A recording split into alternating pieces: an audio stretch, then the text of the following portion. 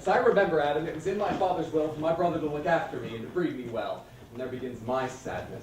My brother Jacques he keeps at school, and report speaks goldenly of his profit, but for my part he keeps me at home. Or to be honest, treats me like one of his servants. Ooh, yonder comes my master, your brother. Go apart, Adam, and thou shalt hear how he will shake me up. Now, sir, what makes you here? Nothing. I'm not taught to make anything.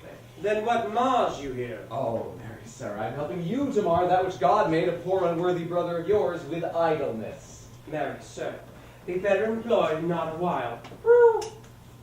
Royal shit wiper! What prodigal portion have I spent to come to such penury? Know you where you are, sir? Oh, very well. Here in our orchard. Know you before whom, sir? Better than he I am before knows me. I know you are my eldest brother, and in the gentle condition of blood you should so know me. I have as much of our father in me as you. I am the youngest son of Sir Roland de Bois. Wert thou not my brother, I would not take this hand from thy throat till this other had ripped out thy tongue and shoved it up your ass. Go, master! Go! Now, allow me the exercises of your brother and a man. Or else, give me the poor lottery father left me by testament, and with that I will buy my fortune. And what wilt thou do? Beg when that is spent? Oh, sir, get you and Bryan will not long be troubled by you. And get you with him, you old dog. Is old dog my reward? God be with my old master. He would never have spoke such a word.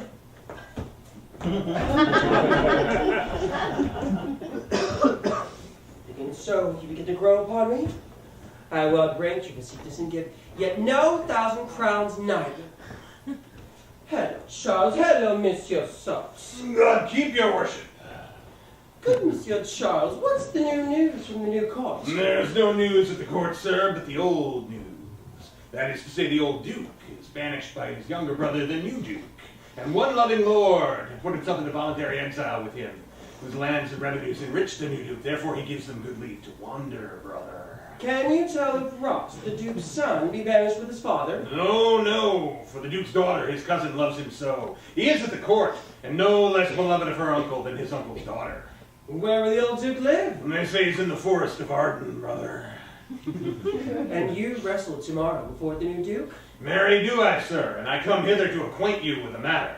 I am given, sir, secretly to understand that your younger brother Orlando hath the disposition to come in disguised against me to try to fall. Your brother is but young and tender, brother, and for your love I would be loath to foil him as I must for my honor if he come in. I'll tell you, Charles. Kill him. I'm heartily glad I came in, you, sir. Very well, if he come in tomorrow, I'll give him his payment. God keep your worship. Farewell, Monsieur Charles. For in my soul there's nothing more than why I hate him so. Oh, if they only knew what he really was. I'm sure they would hate him as much as I do. And it shall not be long until this wrestler shall end it all. Speak, my cuz. Be merry. Dear Celia, I show more mirth than I am master of, and would you yet ever marry her? You know my father hath no child but I, and none is like to have. If you know what I mean. Truly, when he dies, you shall be his heir. For all that he hath taken away from thy father now, I shall render thee again in affection. Therefore, my sweet Ross, my dear Ross, be merry. Mistress, your father bids you to come to him. Ooh, were you demoted to messenger? By my honesty, no, but I was bid to come for you. Where learned you that, oath, fool? A certain knight that swore on his honor that he had a good sausage, and the mustard was delicious. Now I'll stand to it. My sausage is beautiful, and the mustard is plentiful, and yet I am no more than a comedian. I'll prove you that in the great heap of your knowledge. Marry, now unmuzzle your wisdom. We'll stand you both forth now, stroke your chins, and swear by your beards that I am a knave. By our beards, if we had them, thou art. By my knavery, if I had it, then I were. But if you swear on that is not, you are not forsworn, no more than this certain knight swearing on his honor, for he never had any. For if he had it, he would have sworn it away before ever he saw my impressive sausage. No one wants to see your sausage!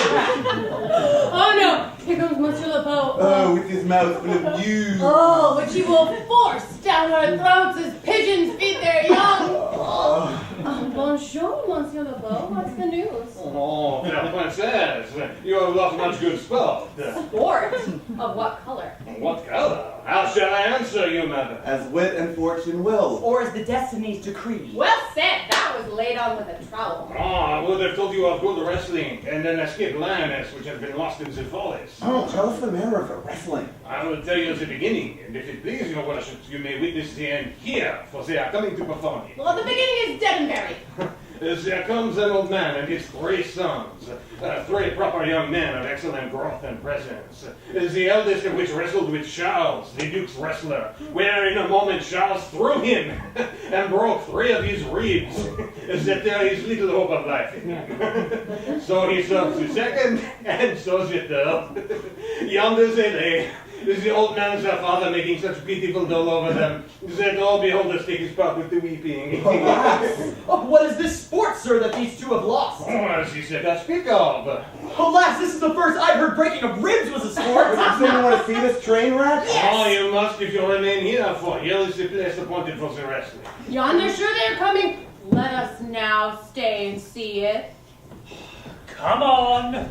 Since the youth will not be entreated, his own peril on his own forwardness. Is yonder the man? Even he, sir. Alas, he looks too young, but he looks, confident enough. Well, how now, daughter and cousin? Are you crept hither to see the wrestling? Aye, my lord. So please you give us leave? You will take little delight in it, I can assure you. In pity of the challenger's youth, I would fain dissuade him, but he'll not be entreated. Speak to him, see if you can move him. Call him hither to Monsieur Le Beau. Yes, do so, I'll not be by. Oh, Monsieur le Challenger, you are being asked for by the Duke's daughter and nephew. I attend him with all respect and duty. Young man, have you challenged Charles the wrestler? No, my lord. He is the general challenger. I come but in as others do to try within the strength of my youth. Young gentlemen, your spirits are made bold by your youth. You have seen Kroll's proof of this man's strength. We pray you, for your own safety, give over this attempt. Do, my lord. Your reputation will not thus be misprized. We will make it our suit to the Duke that the wrestling might not go forward. I beseech thee, punish me not with your hard words, where confess me much guilty to deny so fair and excellent lord anything. But let your fair eyes and gentle wishes go with me to my trial. What little strength I have, I will give you. And mine take with his. Of course, I pray heaven I be deceived in you. Come! Where is this young gallant that he so desires to lie with his father in death? Ready, sir, but his will hath been in a more modest working. You shall try but one fall. Now, Hercules, be thy speed, young man. Oh, I would I were invisible, I could catch a strong fellow by the foot! My ribs!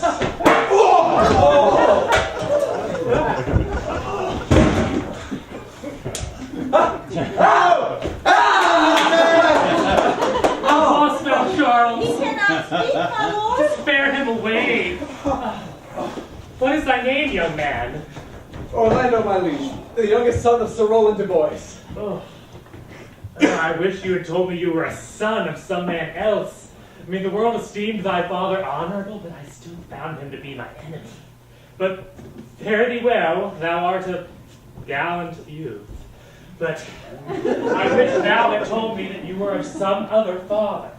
Come, let's encourage and thank him. My father's rough and envious disposition sticks me at heart. Sir, you have well deserved, if you do keep your promises in love, but justly as you have exceeded all promise. Your love shall be happy. Wear this for me. One out of suits with fortune that would give more, but that hand lacks means.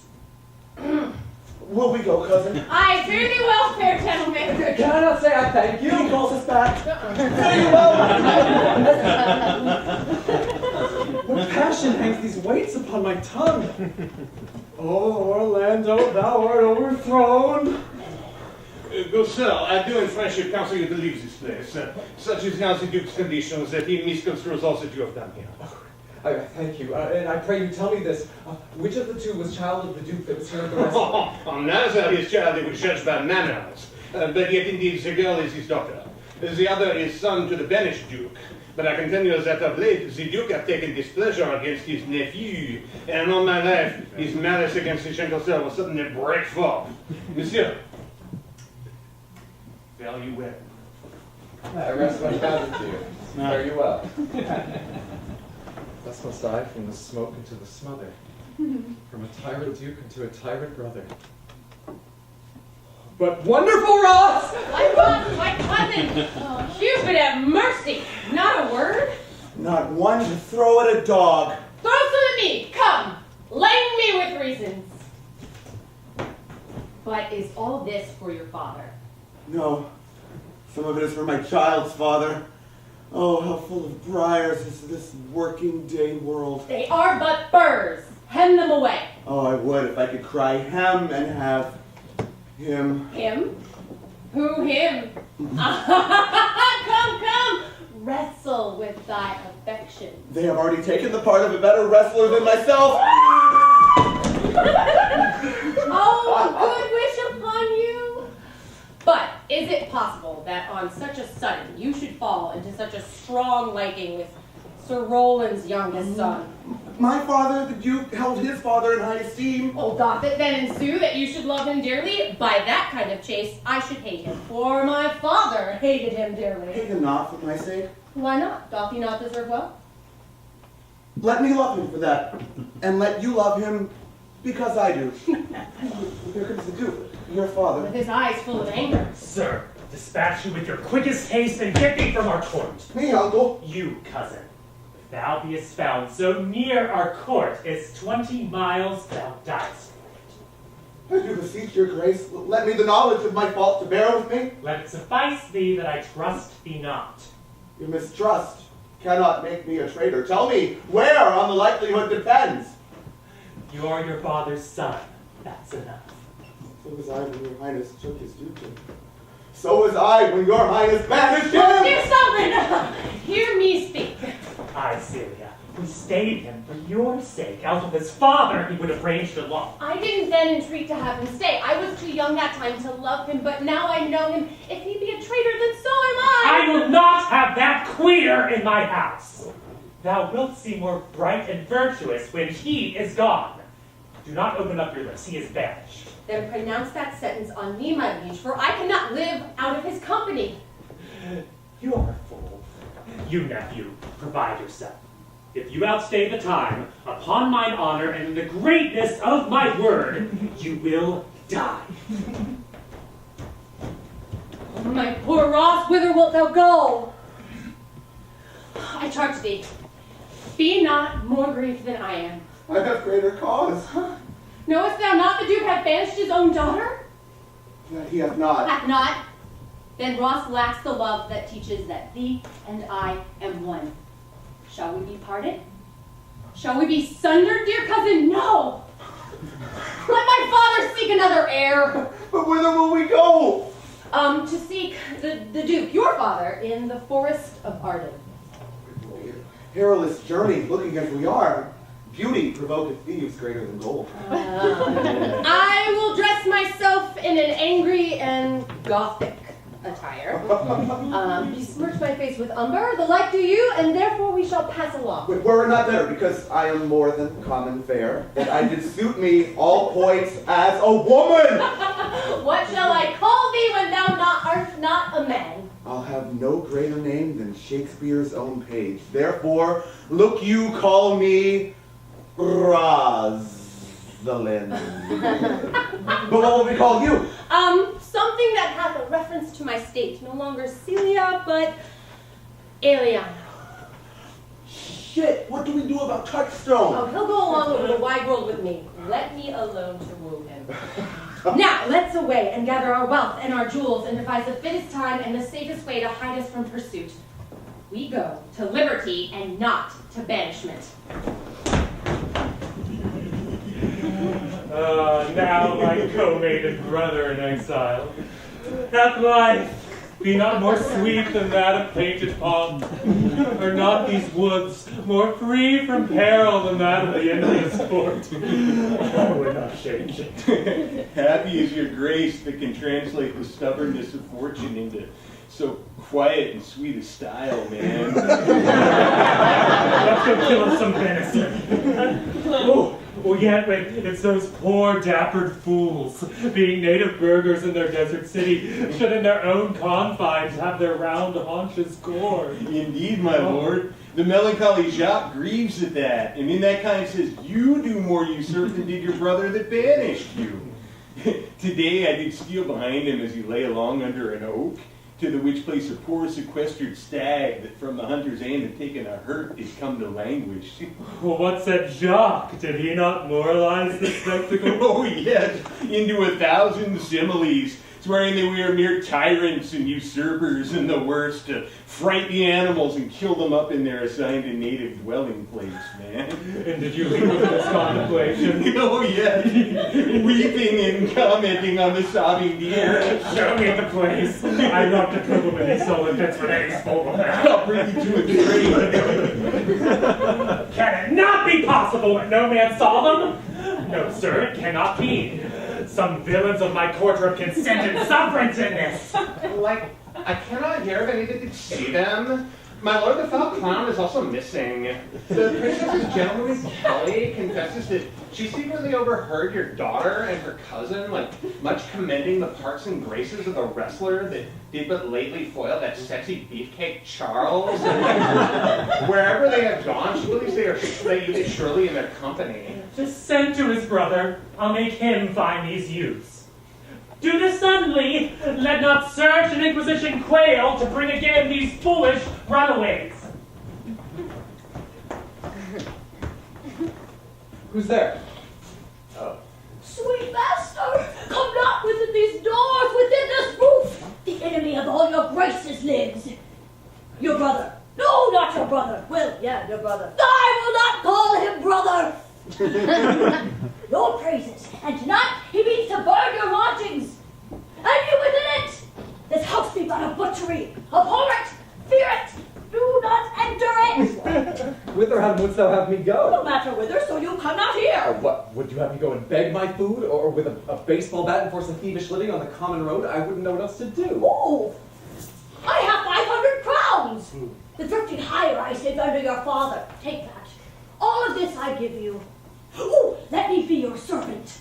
I look old, yet I am strong and lusty. Therefore my age is as a lusty winter. Frosty, but kindly. No. Let me go with you, bro. Old man, how well in thee appears. The poor old man, thou prunest a rotten tree that cannot so much as a blossom yield in lieu of all thy pains and husbandry. But come my ways. We'll go along together. Go on, master, and I will follow thee. To the last gasp with truth and loyalty. Where did he go?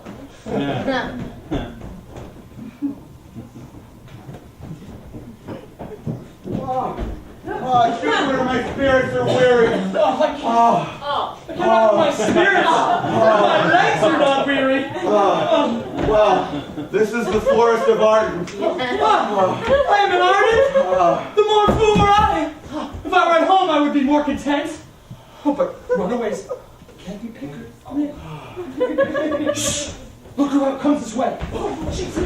That is the way to make her scorn you still. Corinne, that thou knowest how I do love her. I can partly guess. I have loved before now. No, Corinne, being old, thou canst not guess. Old? Oh, hell no. In thy youth thou might have been true a lover, as ever sighed upon a midnight pillow. But if thy love were ever like to mine, as sure I think did never one love so. How many actions most ridiculous hast thou been drawn to by thy fantasy? And to 1,000. that I have purposely forgotten. Oh, thou didst then ne'er love so heartily. If thou rememberest not the slightest folly that ever love did make thee run into, thou hast not loved. Or if thou hast not sat as I do now, wearying thy hearer in thy mistress's praise, thou hast not loved. Oh, Phoebe. Phoebe? Phoebe! One of you question young girl if for gold she'll give us food. I faint you to death! Holly, you clown! Peace, fool, he's not thy kinsman. Who calls? Your betters! Peace, I say. Good evening, madam. And to you, gentle maid, and to you all. I prithee, bring us where we may eat and rest. Here's a lady much oppressed with travel who will faint if she can't get something to eat. My sausage is still available. It was for her sake that my fortunes were able to relieve her. My boss is of a churlish disposition. Now tries to make his way to heaven by doing deeds of hospitality. Heads of farm, estates, and agricultural output are now on sale at a cottage nearby. If you so like it, I'll sell it to you right away. If it's said with honesty, we'll buy the cottage, the farm, and the crop. And we'll mend thy wages. I like this place and could willingly waste my time in it. Assuredly, the land is sold. If you like to counterpart the soil, the profit, and this way of life, I will your faithful feeder be. Invite with your gold right suddenly. So this is a pot farm, right? Yes.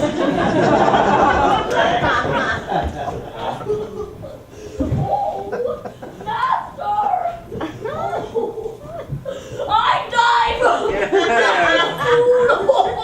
Here I measure out my grave. Farewell! How now, Adam? No greater heartily? Comfort a little, live a little, cheer thyself a little, lad. Ah, if this uncouth forest yield anything savage, I will either be food for it or bring it food for thee. Well said. Cheer thyself, and I'll be with thee quickly, Adam. Cheerly, good Adam! No, I think he be transformed into a beast, for I can nowhere find him like a man. My lord, he's even now gone hence. Here he was happy, hearing of a song. Well, if he compact of charms for a musical, we shall shortly have discord in the spheres. Go, find him, I really want to talk to him. Oh, he saves my labor by his own approach. Oh, dear God, dude, why the hell are you not backstage? A fool. I'm not a fool in the forest. A motley fool, a miserable world, as I do live by food. I'm not a fool who laid him down and bathed him in the sun, writing jokes about a sausage. When I did hear this fool, my lungs crowed like Chanticleer. The fool should be so deep contemplative. A noble fool. A worthy fool. Motley is the only wear. What fool is this? A worthy fool. One that has a brain crammed with observational humor, the likes of which he vents in mangled forms. Well, that's someone's been a gigolo. Forbear, and eat no more. Why, we haven't eaten yet. Nor shall you till necessity be served. What kind should this jackass come of? Art thou thus emboldened, man, by thy distress, or else a rude despiser of manners, that its ability seems so empty? He dies that touches any of this fruit till I and my affairs are answered. You will not be answered within reason. I've tried with these guys. They're more stoned than if you had met Medusa. I mean, your gentleness shall force more than your force move us to gentleness. Speak you so gently? Oh, thank you. Pardon me, I pray you. I thought that all things had been savage here, and so I put on the countenance of stern command. But whatever you are, please let gentleness my strong enforcement be, in the which hope I blush. And hide my bat. Thank you. Let's just sit you down in gentleness to all your wanting baby minister. Forbear your food but a little while. There is an old poor man who after me hath many a weary step lived in pure love, till he be first suffice, oppressed with 2 weak evils, age and hunger. Well, go seek him out. We'll waste nothing till your return. Oh, thank you. Be blessed for your good comfort. You know, thou seest we're not all alone unhappy. This wide and universal theater presents many more woeful pageants than the scene wherein we play it. Well, the world's a stage, and all the men and women merely players. Oh, sit down, this venerable brethren, let him feed with us. Oh. I thank you most for it. So do you need? I can barely thank you for myself. Yes. If you be the Sir Good Roland's son, in mine eye his doth effigies be truly lived and living in your face. Be truly welcome hither. For I am the Duke, and loved your father. Give me your hand. Let me all your fortunes understand.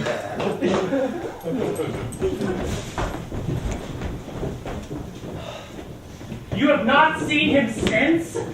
Sir, that cannot be. Find out thy brother wheresoever he is. Seek him with candle, bring him back dead or living within this next year, or turn out no more to seek a living within our territory. Thy lands and all things that thou dost call thine were at siege or do we seize into our hands. Can't put thee by thy brother's mouth. I won't think against thee. I never loved my brother in my life. Well, push him out of doors. I'll have my officers of such a nature make an extent upon his house and lands. Do this expediently and turn him going.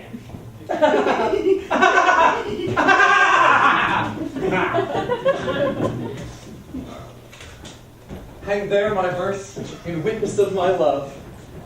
Oh, Ross, these trees shall be my books, and in their barks my thoughts out character, that every eye which in this forest looks shall see thy virtue witnessed everywhere. Run, run, Orlando, carve on every tree the fair, the chaste, the unexpressive he. So how like you this farmer's life, Touchstone? I mean, in respect of itself, it is a good life, but in respect that it's a farmer's life, it is not. Hast any philosophy in thee, madam? No more, but that I know the more one seconds, the worse that these years. That the property of rain is to wet, fire to burn. Oh, and that a great cause of the night is lack of the sun. Such has natural philosophy. Wast ever in court? No, truly. Then thou art damned. Yeah, probably. From the east to Mexico, there is no jewel quite like my Ross. The brightest rose looks quite like moss when side by side next to my Ross. All the pictures will be tossed if they can't contain my Ross. Let his face be in my mind lost, the fair, the gentle, loving Ross. I'll run you so 8 years together. Dinners and suppers and sleeping hours expected. Peace, That is fool! I found it on a tree. truly the tree yields bad fruit.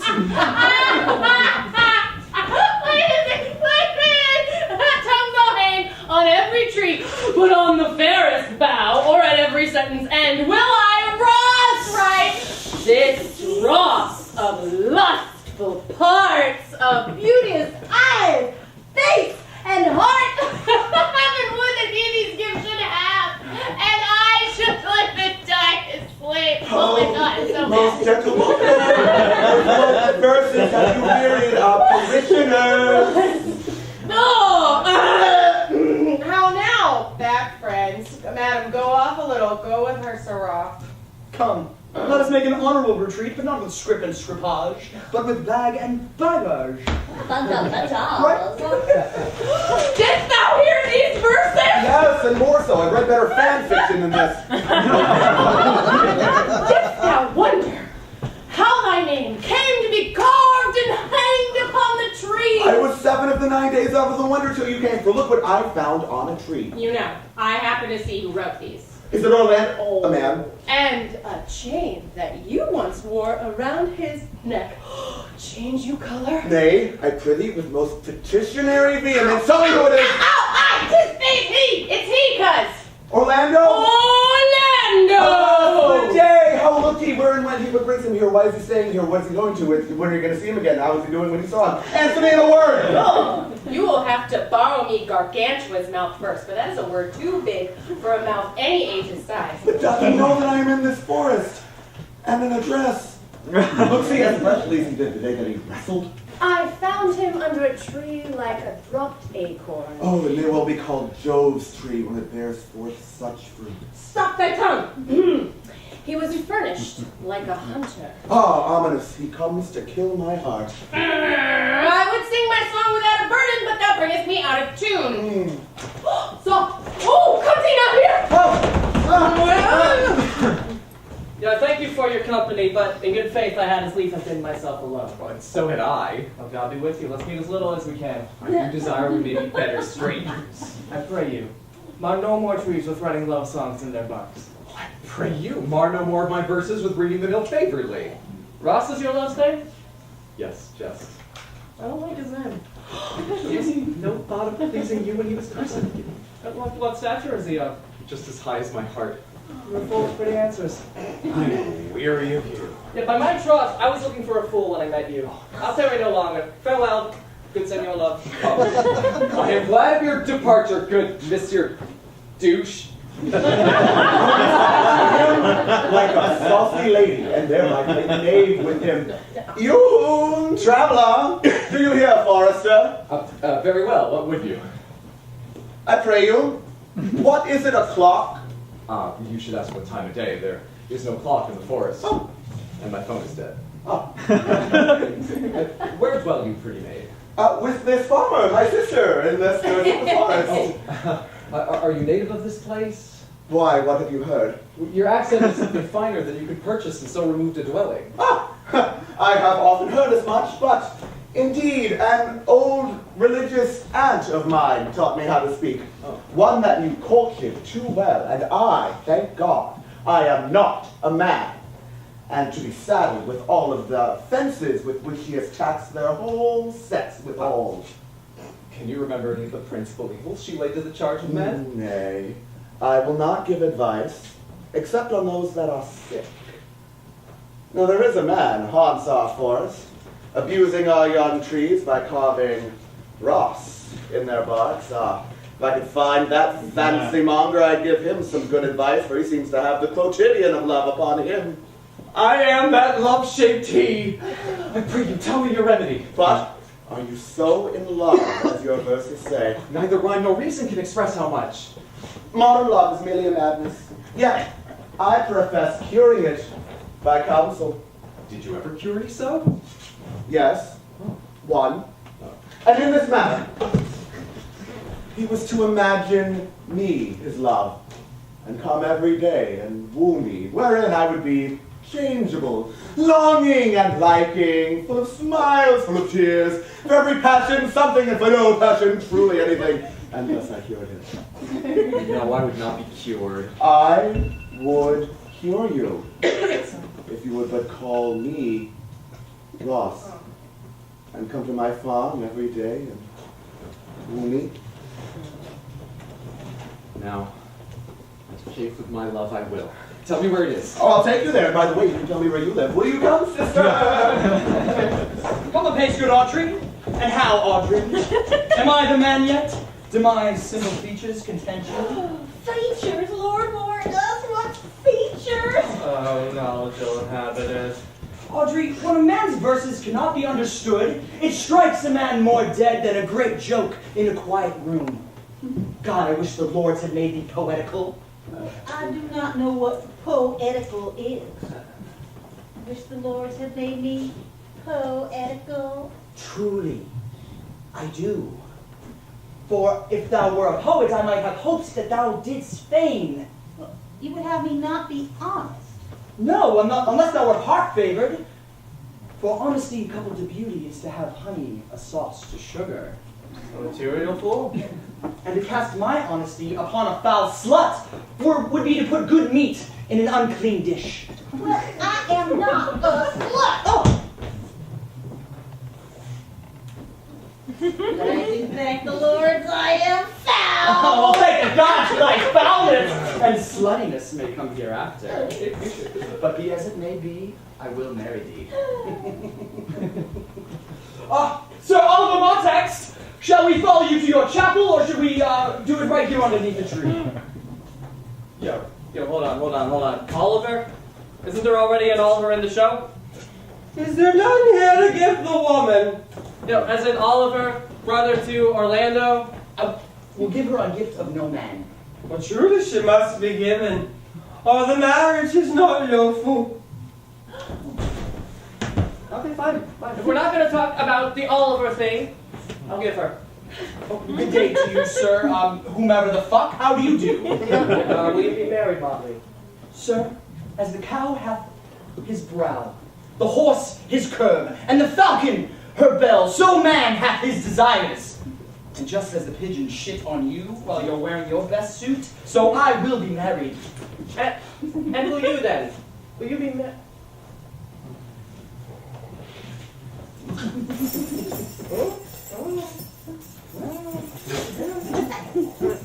And will you, being a man of your breeding, be married under the bush like a beggar? Get me to church. Find me a good man who'll get you married. Sir, I am not under the mind that I were to be married well of him than of another. For you see, not being married well, it would be good excuse for me to leave my wife later if need be. Go down with me. Let me counsel thee. Come, Audrey, we must be married or we will live in Baudry. Good day to you, Sir Oliver. I will not be wedding with thee.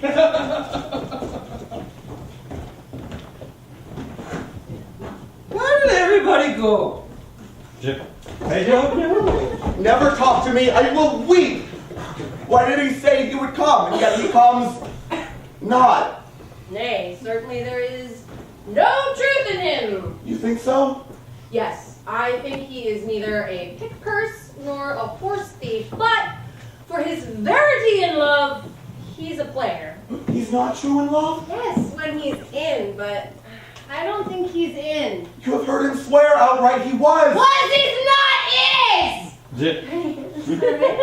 The oath of the lover is as strong as the word of a tapster. They are both the confirmers of false reckonings.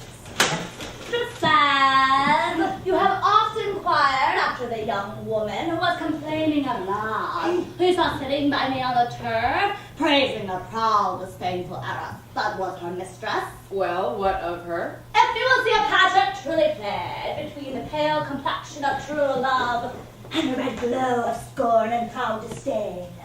Let us away. The sight of lovers feedeth those in love. Take us there, and soon you'll say I'll prove a busy actor in their play. Sweet Phoebe, do not scorn me. Do not, Phoebe. Say that you love me not, but say not so in bitterness. The common executioner, whose heart the accustomed sight of death makes hard, falls not the axe upon the humbled neck, but first begs pardon.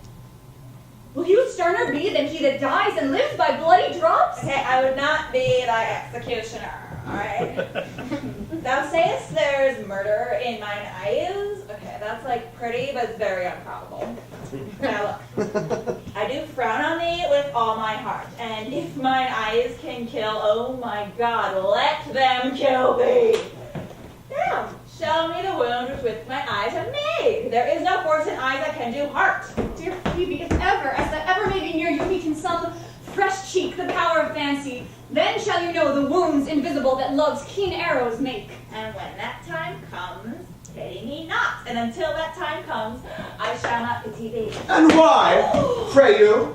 What, though you have no beauty, for I see none in you, must you be so proud and pitiless? What means this? Why lookst thou so upon me? I see no more in you than the ordinary.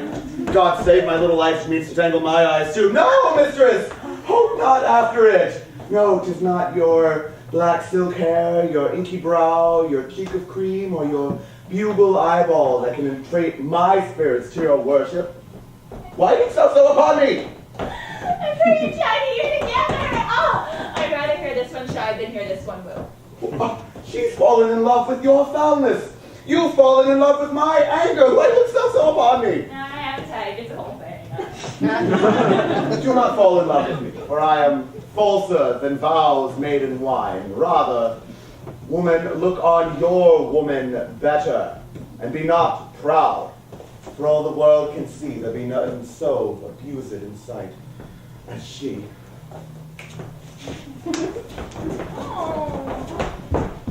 Oh, sweet baby Jesus, now I see thy soul of mine. Oh, whoever loved and not loved at first sight. Oh, sweet Phoebe, pity me. I feel sorry for thee, Silvia. Wherever sorrow is, relief would be. If you do sorrow at my grief and love, by giving you of your sorrow and my grief, we're both exterminate. Thou hast my love, is that not enough? I would have you. Okay, that is covetousness. Okay. since thou can speak so well of love, thy company, which erewhile was irksome to me, I will now endure and employ thee too. Knowest thou the maid that spoke to me erewhile? Not very well. But I met her oft. She hath bought the cottage and the bounds the old dealer once was master of. Okay. Think not that I love her, though I ask for her. She's just a classless bitch. Yet she talks well. But like, what care I for like words? You know, there'd be some woman, Silvia, had they marked her as I had, would have gone near to fall in love with her. Yet for my part, I love her not, nor hate her not. And yet I have more cause to hate her for like, what did she do to try to, me? She like, said that my hair was black, and, she also said that my eyes were like black. Now I'm remembering she like squirmed at me, and I wonder why I answered that again. I know. I'll write to her like a very like a taunting letter, right? And now she'll bear it. Well, Sylvia. Phoebe, with all my heart. Wait, the matters in my head and in my heart. Come with me, Sylvia. Prithee, pretty youth, let me be better acquainted with thee. They say you are a melancholy fellow. I am so. I do love it more than laughing. Those that are an extremity of either are worthy of every modern censure worse than drunkards. Why? It's good to be sad and say nothing. It is good to be a post. Well, I've neither to scholars' melancholy, which is emulation, nor to musicians, which is fantastical, nor to ladies, which is nice, nor to lovers, which is all of these. But it is a melancholy of mine own. Yes, I have gained my experience. Good day and happiness, dear Ross. Yeah, no, I'm not doing this. All right. How now, Orlando? What? You be so tardy, and you a lover. Never come in my sight. Fair Ross, I come within an hour of my promise. Aye, and you be so tardy. Never come in my sight. I'd as lief be wooed of a snail. Of a snail? Aye, of a snail. For though he travels slowly, he carries his whole life on his head. A better jointure, I think, and I am your Ross. It pleases him to call you so, but his Ross is less of a bitch than you are. Come, woo me. For now I am in a holiday manner and likely to consent. What would you say to me now, and I were your very, very Ross? Kiss before I spoke. Nay, just better to speak first, kiss afterwards. How could a kiss be denied? Then he moves to entreaty, and so begins a new matter. What? Am I not your Ross? I take some joy to say you are. Then, in his part, I say I will not have thee. But in my own part, I die. Very well, I'll be your Ross in a more coming-on disposition. Tell me what you will. Ross. I will, in 20 such. What sayest thou? What? Are you not good? I hope so. Then can one desire too much of a good thing? Oh, sister! Sister! Come! You shall play the priest and marry us.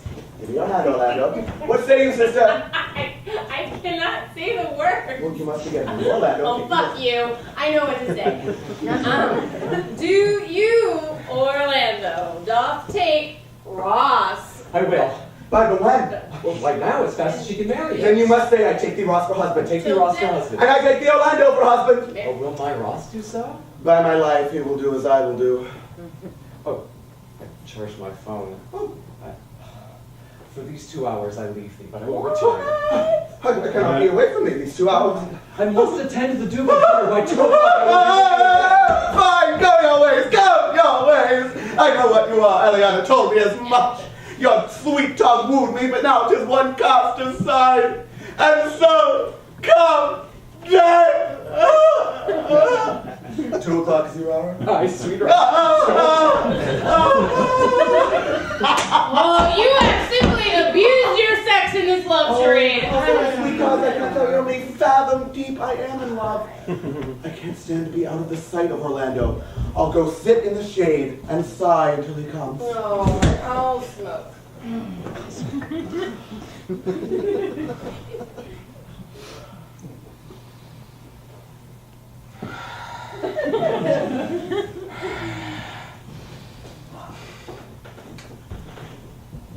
say you?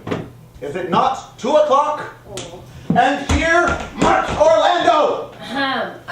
I warrant you, he hath ta'en his bow and arrows with pure love and troubled brain, and he's gone forth to sleep. Oh, look who comes here. My errand is to you, fair maid. My gentle Phoebe bid me give you this. I know not the contents, but as I guess by the stern brow and waspish action she did use as writing of it, it bears an angry tenor. Pardon me, I am but a guiltless messenger. Patience herself would startle at this letter. It's a boisterous and cruel style. I say she never did write this letter. No, I protest, I know not the contents. Phoebe did write it. Ah, she Phoebes me. Mark how the tyrant writes. Art thou goddess to Gardner turn, that a maiden's heart hath burned? Can a woman rail thus? Call you this railing? But your body's banging, and I like your style. Totally DTF, XOXO Phoebe. Oh, Johnny, poor Celia. Go your way to her. For I see love hath made thee a lapdog. And tell her this, that if she love me, I charge her to love thee. Henceforth, and not a word more, for, oh, here comes more company. Pray you, fair ones, may know where in this horse lies a marijuana farm around here? It's west of here, in the neighbor bottom. But, you know, at this hour the house doth keep itself. There's none within. Then I should profit by time, and I should know thee by description. Such years, such garments. The first, tall of masculine favor, bestows herself like her right sister. The second, low and softer than the first. Are you not the owner of the house that I did inquire for? It's no boast being asked to say we are. Orlando doth commend him to you both, and to whichever he calls his Ross, he sends this bloody napkin. Is that you? I am. What are we to understand by this? Oh, lo, what befell a lioness, like crouching, cat-like, stir with a head on the ground, watching that of the sleeping man. And Orlando did approach this man to find that it was his brother, his elder brother. Oh, Linus. Are you his brother? Was it you he rescued? Oh, are you the one that conspired to kill him? Because I kind of want to kill him right now. 'Twas I. But of the bloody napkin! While Leonard had slain the lioness, he sent me hither, stranger as I am, to give you this napkin. Oh shit, Rosalind! Hey, what's the matter? You must see bloodless once a month. When I were at home. No, we'll get you thither. Come. Will you put her by the other arm? Lady, support for Orlando, you lack a man's heart. Oh, body would think so indeed. I was pretending I hope. No. There is too much testimony in that complexion that that was a passion of earnest. Come, you paler and paler. Let's draw you homeward. Will you go, kind sir? Yes, I shall. But I must bear answer back to my brother. Tell him how well I counterfeited. Will you go, cousin? Yeah. Will you go?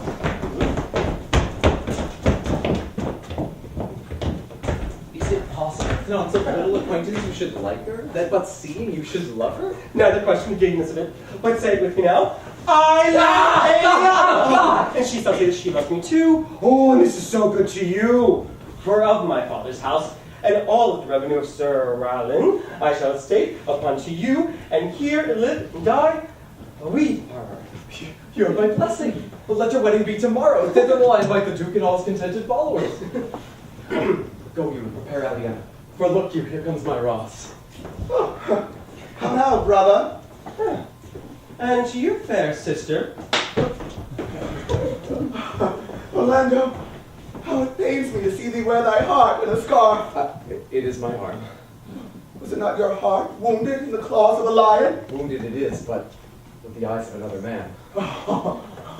Did your brother tell you how I counterfeited to swoon? Yes, and of grander things than that.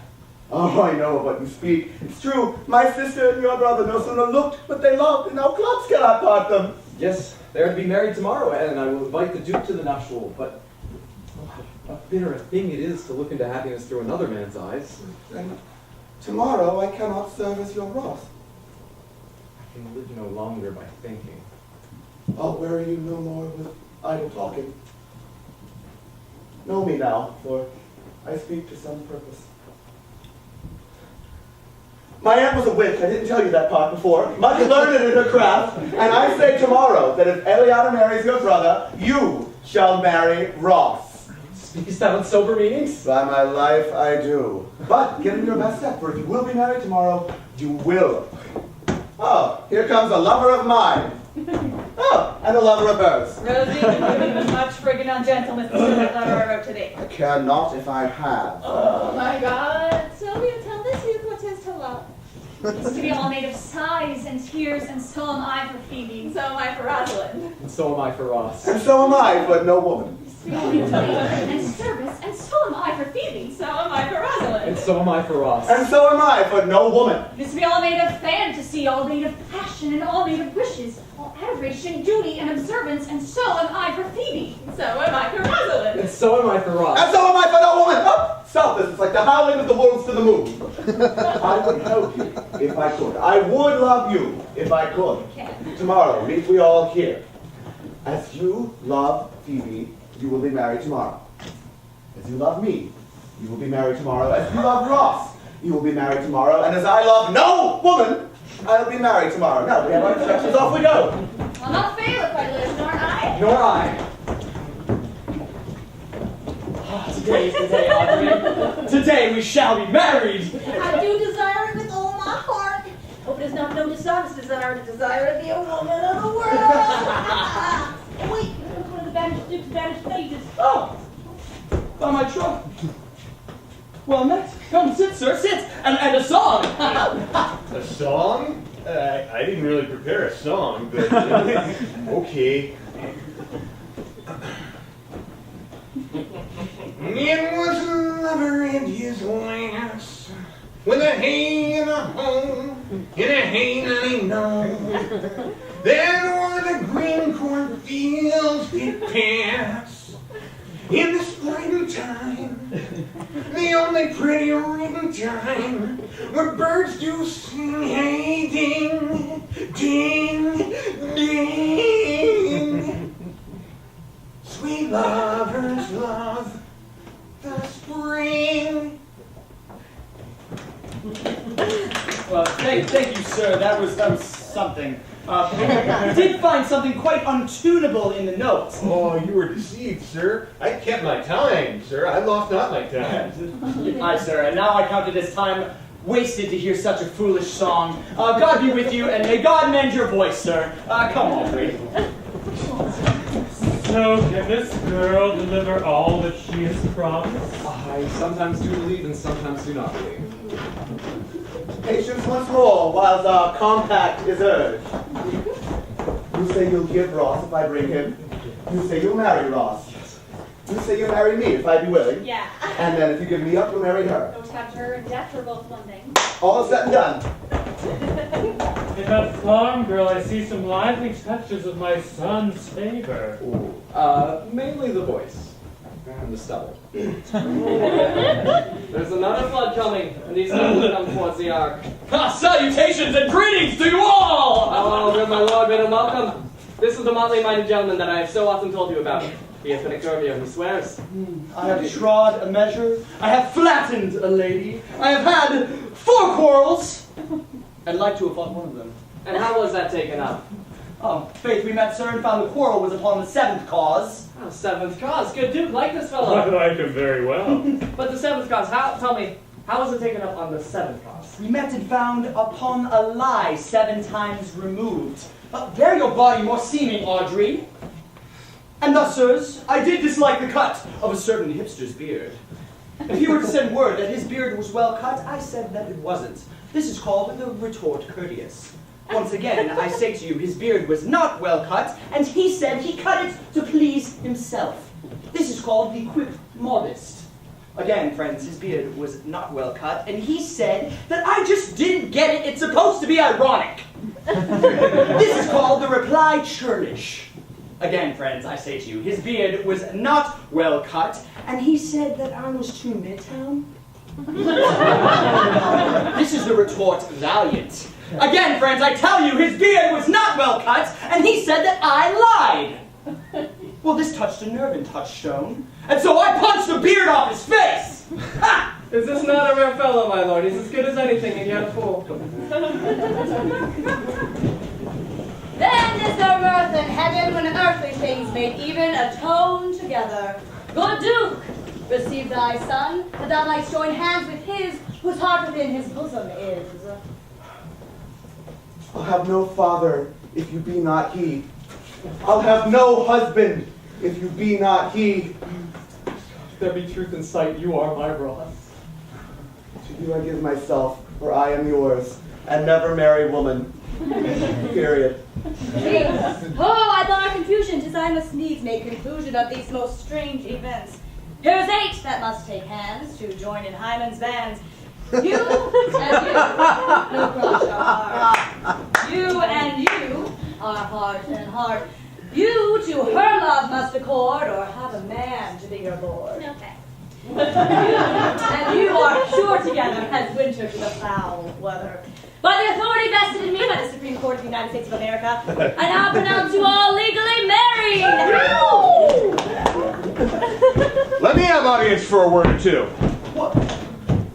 This time I'm Jacques, the second son of old Sir Rollin. Oh. Wait, Jacques? Yeah, you? Also Jacques. Hi. 2 Olivers and 2 Jacques. Duke Fredrick, to the skirts of this wild wood he came, where, meeting with a drunk religious man, after some question with him, was converted, both from his enterprise and from the world, his crown bequeathing to his banished brother, and all their lands restored to them again that were with him exiled. This to be true, I do engage my life. Well, welcome, Jacques number 2. Sir, by your patience, if I heard you rightly, the Duke have put on a religious life and thrown into contempt and neglectful court. He have. All to him will I. Out of these convertites, there is much to be heard and much to be learned. Now stay with us, Jacques number 1, stay. Yo, honestly, guys, the show sucks. I'm out. Okay, fuck it, I'm leaving too. Let's have some fun. This beat is sick. I want to take a ride on your disco. Audrey, what is a house for to a party? I don't know. A dress. A house? Where is it? Dress? Where would a house get a dress? Let's go. You see how she's like ignoring me right now? I mean, I know that she like kisses, they work out, all married, and her hair is kind of sunshine, but that does not give her the right to be rude. You know what I'm gonna do? I'm gonna like write her like a really mean letter, and you can give it to her for me. Are you serious? Yeah. Phoebe, you are married to me. I am by no means going to run around delivering letters to your dumb crushes. You are my wife, and if you don't like that, then you can leave. Now!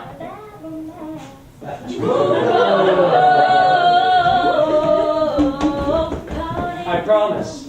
I write much better poetry than my brother. To be fair, probably anyone can. I must admit, it's gonna be hard running a rhyme for Eliana. Oh, that's not really my name, you see. So will you still love me when I'm distempered and emotional? Oh, of course, even when you're pretending to faint. The question is, will you love me when I'm emotional? Emotional. Oh, I'll be Also. changeable. I'll be full of God. tears, full of smiles. You're so funny. You know.